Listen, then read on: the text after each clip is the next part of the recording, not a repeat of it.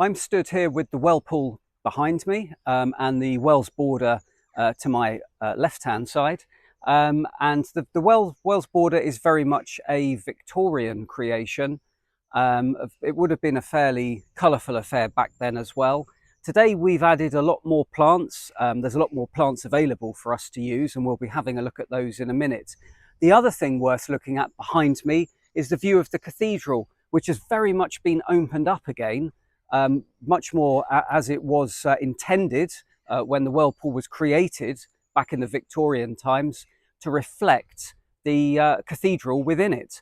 And several weeks ago, we had a couple of the trees removed, perhaps about 3 trees, to open up that view. So now you can see much more of the cathedral, and indeed much more of the reflection of the cathedral in the well pool here.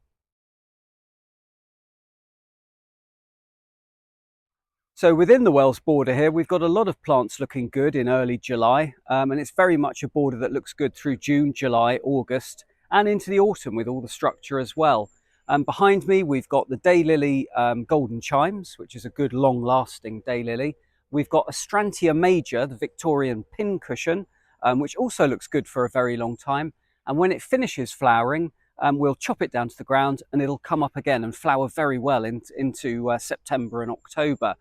You can also see there plants like the purple loosestrife, which I think that purple loosestrife is one called Robert, which is a good long-lasting purple loosestrife, and the structure at the back through there, which you can probably see, the cardoons, which is the artichoke family, which we think gives it good structure through the back of the border itself.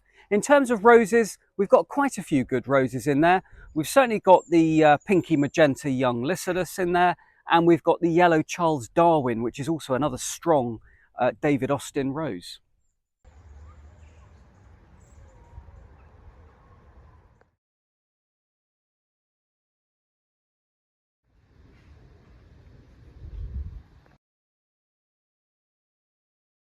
My favourite border in July is this one, the hot border.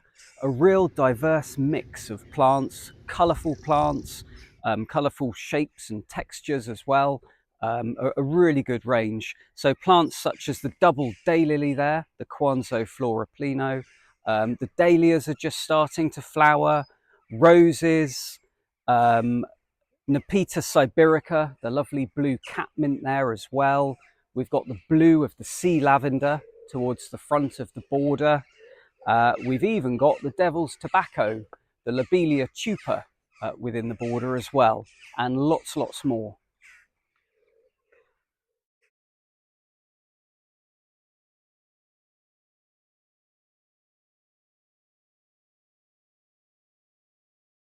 Whilst we're walking through the garden, I thought it would be worth looking at this particular daylily, which is Chicago Sunrise.